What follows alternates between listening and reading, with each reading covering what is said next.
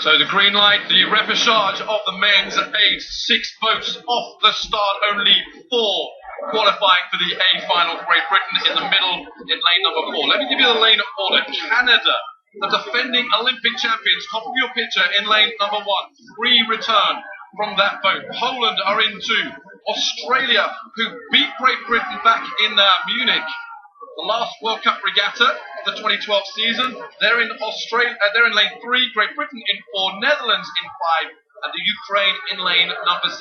So this is an important race for Great Britain from a technical and race approach. They've got to go out fast. They lead now to the 250 meters, and they've got to be quick out to 500, because if they have any chance of chasing Germany, who are safely through to the A final, they have got to lead the Germans at the 500 meter mark. So a big race for Great Britain, where we expect them to win this, but they need for themselves just to really lay down a race plan that is effective. They're still bedding down this crew. They've really only been together for about 6 weeks. Loulis stroke was injured. Constantine Loulis, sitting in the stroke seat there, he was injured, and he hasn't raced with the crew all season in any of the World Cups. So there was a real act of faith to put him in the stroke seat untried. Fantastic start now for Great Britain. They're a half a length over Canada, Australia third, Poland in second. This is going according to plan, but remember, it's about speed in the first 5, and then it's speed to 1,000. They've got to get out quick. The history of an Olympic gold medal in this event has always been that the leader at 500, and definitely the leader at 1,000, has always gone on to win. The German crew, who are through to the final, we know they are quick. We know they go like a rocket out of the start. So the British crew have got to be right on their coattails. So right now they're doing exactly what they need to do. Get out quick, get that feel of speed. It's going to hurt at this stage. They've got to keep pushing on. Canada up in the top of the picture, lane 1. That's Great Britain looking very, very smooth. I mean, they really have a lovely rhythm to them, and they're looking confident. But Canada, look out for Canada, top of the picture, beginning really to move up. They're Olympic champions. They were humiliated in the opening heat. They just fell apart, looked terrible. But here they are, they're moving into second place, and they are beginning to ease their way up alongside the British. But the British are in a cruising mode there. They're moving nicely. They've got the flexibility to be able to sprint further down the track when they need to. Up to the halfway mark, 1,000 down, 1,000 to go. This repechage of the men's heavyweight 8. Great Britain through by 2/3 of a length now over Canada and Australia. Netherlands in 4th position. Only 4 of the 6 boats will go through to the A final. It is imperative from a psychological point of view that Great Britain win this race. They have to win it. It'll give them a good lane alongside either the United States of America or Germany, the 2 crews that won the opening heats. And remember, 12 years ago, Great Britain won in Sydney. They did it the hard way. They didn't have a great heat.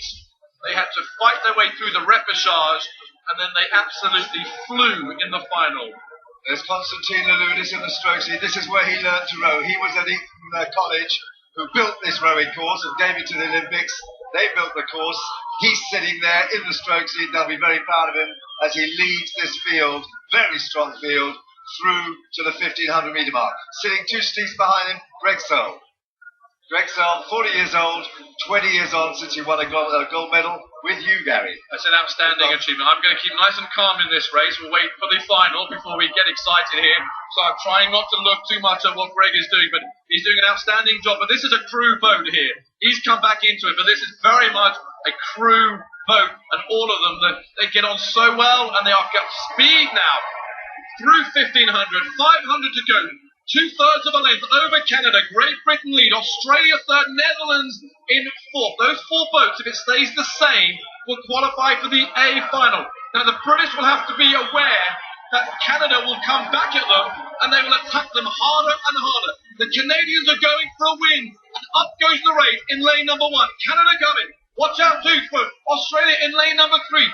The Australians humiliated Great Britain back in Munich 6 weeks ago with a win there.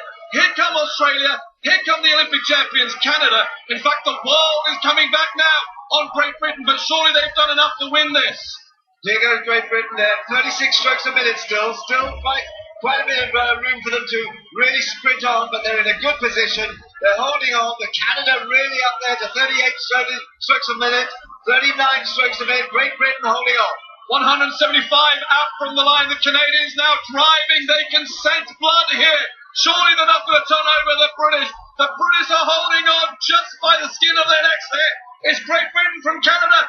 Australia coming hard. So too Netherlands. Likewise, Poland is all coming close up to the line. It will be Great Britain. The last 5 strokes. They've done a job well done. Canada is going to get second. The Dutch on the close on the near side row through Australia. The British are through to the A final.